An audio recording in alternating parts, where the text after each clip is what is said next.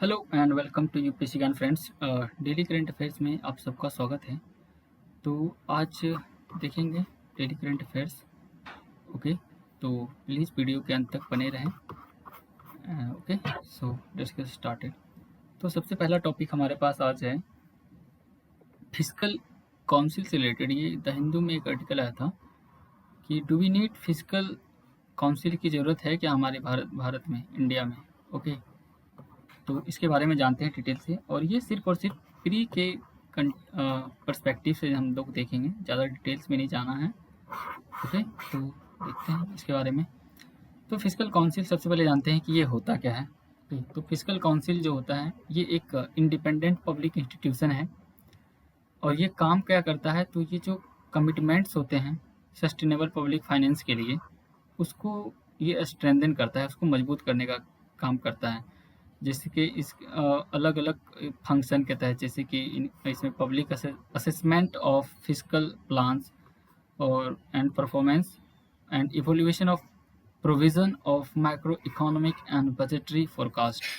तो ये जो माइक्रो इकोनॉमिक और बजटरी फोरकास्टिंग होते हैं, जैसे फोरकास्ट का मतलब होता है कि जैसे आप किसी चीज़ का अनुमान लगा रहे हैं, ठीक है, एजम्पशन जिसको कह सकते हैं हम लोग, ठीक है। तो ये सब के लिए काम करता है, उसका इवेल्युएशन करता है, मूल्यांकन करता है ये। ओके, और तो ये हुआ इसका डिफिनेशन बेसिक सा। तो इसमें आप देख सकते हैं जो से है, including public assessment of physical plans and performance and the evaluation of provision of micro economic and budgetary forecast. और दूसरा जो अभी इसमें एक टर्म ये है कि क्या ये न्यू है, क्या ये पायनियर तो नहीं है, मतलब अपने तरह का पहला तो इंडिया में नहीं होगा, नहीं, ये ऑलरेडी 50 देश में इसको एक मतलब जो फाइनेंशियल इंस्टीट्यूशन है, ठीक है, और या फिर इंस्टीट्यूशनल फिजिकल अप्रोच, मतलब इसको एक ये कह सकते हैं कि इंस्ट्रूमेंट के रूप में इसको इस्तेमाल किया जा रहा है अपने इकोनॉमी को स्ट्रेंथन करने के लिए। ओके, तो आप इस लाइन को पढ़ सकते हैं। और ये इसका ओरिजिन क्या थी, ये सबसे पहली बार इसे रिकमेंड किया गया था 13th फाइनेंस कमीशन, 13वीं जो वित्त आयोग थी उसने इसे किया था। उसके बाद इसे 14th जो फाइनेंस कमीशन है, ठीक है, उसके द्वारा भी किया गया था। अब अभी बताइए कि अभी कौन सा फाइनेंस कमीशन, तो ये 15th फाइनेंस कमीशन है, ठीक है। और इस साथ ही साथ बाद में FRBM के द्वारा किया गया था। FRBM का मतलब था physical responsibility and budgetary management, जो 2003 में आई थिंक इसे इनेक्ट किया गया था। ओके, जिसके अध्यक्ष थे NK सिंह, ठीक है, और जो NK सिंह ही अभी 15th फाइनेंस कमीशन के ये चेयरमैन हैं, तो आप इसे याद रखें। अब ये है कि नेक्स्ट हम ये बात करेंगे कि इंडिया में फिजिकल काउंसिल की ज़रूरत क्यों है, why we need physical council. तो आपको पता है कि हमारे देश में जो सेस और सरचार्जेस होते हैं ये काफ़ी ज़्यादा डिसप्रोपोर्शनेट हैं, मतलब इनके बीच में काफ़ी ज़्यादा एक डिफरेंस देखने को मिलता है। तो इस वजह से इसको स्ट्रेंथन करेगा ये। और फाइनेंस कमीशन, यहाँ पे हुआ फाइनेंस कमीशन और GST काउंसिल के बीच एक अच्छा कोऑर्डिनेशन हो, ठीक है। और साथ ही जो आर्टिकल 293 है जो इन सब चीज़ों पे फाइनेंशियल ये कॉन्स्टिट्यूशनल चेक ये प्रोवाइड कराता है, जितने भी बोरोइंग्स होते हैं तो इसको भी वो स्ट्रेंथन करेगा, क्योंकि यहाँ पे इस तरह का कोई रिस्ट्रिक्शन नहीं है तो मनमाना होता है। तो इससे ये भी मजबूत होगा कि आप कितने बोरोइंग्स ले रहे हैं, हालांकि इन चीज़ों को भी ध्यान में रखा जाएगा, कितने बोरोइंग्स ले रहे हैं, कहाँ इनका इनकमिंग और आउटगोइंग हो रहा है, और ट्रांजेक्शन कहाँ कहाँ पे हो रहा है मनी का, तो उस पर भी ये नज़र रखिएगा। तो इसलिए भी ज़रूरी है। तो आपसे सवाल ऐसे भी पूछे जा सकते हैं इससे कि हमें आवश्यकता क्यों है, या फिर क्या कर सकते हैं, या फिर इससे रिलेटेड अगर सीधा पूछा जाएगा तो आप ये रहेगा कि फर्स्ट टाइम किसने रिकमेंड किया।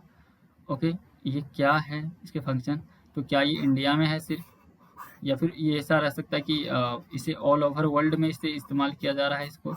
तो ये सब क्वेश्चन ओनली इन इंडिया या फिर all over the world, all around the world, तो ये सब ऐसे आपको क्वेश्चंस में देखने को मिल सकते हैं। तो आप इस पर अच्छे से और पकड़ बनाएं। और जब अभी प्री के बाद जब मेंस आएगा तो वहाँ पे हम लोग इसे बिल्कुल डिटेल्स में देखेंगे, फाइनेंस वाले सेक्शन में, इकोनॉमी में।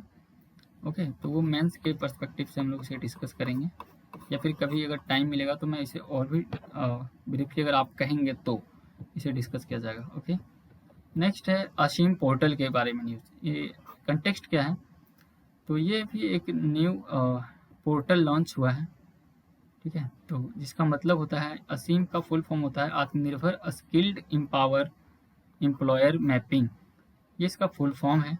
तो इसे भी आप याद रखेंगे तो यहाँ से बहुत सारी चीज़ें क्लियर होंगी, क्योंकि आगे जो आने वाली चीज़ें हैं यहीं से रिलेटेड मिलेंगे आपको, स्किल्ड एम्पावर मैपिंग, ये सब सारी चीज़ें। तो अब डिटेल्स में जानते हैं कि इसे लॉन्च किसके द्वारा किया गया है। तो यह है ministry of skill development and entrepreneurship जो है, इन्होंने इसे लॉन्च किया है, MOSDE, शॉर्ट में ऐसे याद रख सकते हैं।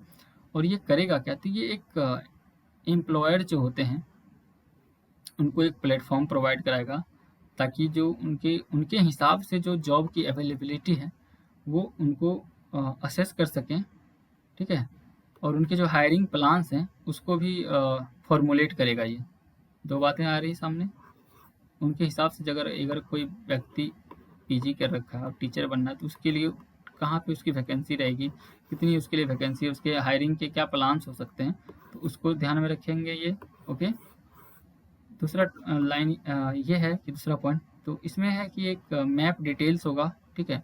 वर्कर बेस्ड रीजन, तो किस रीजन में किस प्रकार के वर्कर है, कि स्पेसिफिक रीजन में अगर ये लेबरर रीजन है, या फिर ये एजुकेटेड रीजन है जहाँ पे टीचर्स की ज़रूरत है, ये सॉफ्टवेयर वाला रीजन है, IT हब है, IT सेक्टर, तो यहाँ पे उनके हिसाब से ये मैपिंग करेगा। और जो लोकल इंडस्ट्री की डिमांड होगी उनके लिए भी। और ये इससे फ़ायदा क्या होगा कि जो एक डिमांड और सप्लाई का गैप होता है स्किल्ड वर्क फोर्स के बीच में, उसको ये कम करने का, इसके द्वारा कम करने का प्रयास किया जाएगा, okay. And it will bridge demand supply gap of skilled workforce around the sectors, जितने सारे सेक्टर्स हैं, चाहे वो IT सेक्टर हो, टीचिंग सेक्टर हो, मैन्युफैक्चरिंग हो, इन सब सारी चीज़ों में। तो वहाँ पे जो डिमांड और सप्लाई होते हैं, क्योंकि यहाँ पे इंडिया में बहुत सारा ऐसा क्या होता है कि बहुत सारे टाइप के अनएम्प्लॉयमेंट हैं। तो आप अनएम्प्लॉयमेंट के बारे में अगर आपको कोई आइडिया नहीं है तो आप हमारे प्लेलिस्ट में जाके अनएम्प्लॉयमेंट पे एक फुल वीडियो है, उसे देख लें, ओके। नेक्स्ट इसमें ये है कि होगा कि ये एक आर्टिफिशियल इंटेलिजेंस बेस्ड ये पोर्टल होगा, और जो एम्प्लॉयर्स को प्लेटफॉर्म प्रोवाइड कराएगा, वही बात है। तो ये AI से इनेबल्ड रहेगा। तो आई होप आप सब लोगों ने artificial intelligence science and tech के पोर्शन में पढ़ा होगा, ओके। अगर नहीं पता है तो जस्ट आप रिक्वेस्ट डालें कमेंट बॉक्स में जाके, जिन को नहीं आता है तो हम बताएंगे आपको डिटेल्स में कि आर्टिफिशियल इंटेलिजेंस क्या होता है। तो यहाँ पे एक पिक्चर है, Aseem an integrated skill management information system है, providing candidates access to better job opportunities, okay. And तीसरा टॉपिक हमारे पास है कोरोना कवच से रिलेटेड है, बहुत ही महत्वपूर्ण है, ओके। तो ठीक है, ये है। तो इसे देखें कि इसे लॉन्च किसने किया है, तो ये किसके द्वारा चलाए थे। एडाई जो हमारे देश का है, insurance regulatory and development authority of India, तो इन्होंने क्या किया है, ये मतलब इंश्योरेंस जो भी सारे एजेंसीज होते हैं उनको अलाउ करता है। तो इन्होंने 29 जनरल एंड हेल्थ इंश्योरेंस जो होते हैं उनको इन्होंने आदेश दे दिया है कि एक शॉर्ट टर्म होगा, कोरोना कवच हेल्थ इंश्योरेंस पॉलिसी को लॉन्च करेंगे। ये याद रखें शॉर्ट टर्म है, आपके क्वेश्चन में लॉन्ग टर्म हो सकता है, लेकिन ये पे शॉर्ट टर्म है, ओके। तो ये जो है ये पूरा मेडिकल एक्सपेंसेस जो होंगे, जो कोविड-19 से इन्फेक्टेड लोग होंगे, पीड़ित होंगे, बीमार होंगे, जिनको कोविड-19 होगा, तो उनके मेडिकल एक्सपेंसेस को ये अकर करेंगे, मतलब उनको उसके इस पॉलिसी के तहत उनको मदद की जाएगी। और इसको अवेल कौन कर सकता है, तो वैसे लोग जिनकी उम्र 18 से 65 वर्ष के बीच में है, वो इसके बेनिफिशरीज होंगे, ठीक है। तो इसमें कौन कौन से होंगे, जैसे कोई व्यक्ति है वो खुद के लिए कर सकता है, अपने स्पाउस के लिए, पेरेंट्स इन लॉ के लिए, एंड डिपेंडेंट्स जो भी उनके बच्चे होंगे up to 25 years of age, तो उनके बच्चे जो 25 साल से ऊपर के 25 साल तक के होंगे, ये उनके लिए ले सकता है। और ये साथ ही साथ ये एक कोमॉर्बिड कंडीशन के लिए भी ये देंगे, उनको कवर करेंगे। वो कोमॉर्बिड क्या होता है कि एक ही टाइम पे अलग अलग डिफरेंट बीमारी जब होती है तो उसको कोमॉर्बिडिटी बोलते हैं।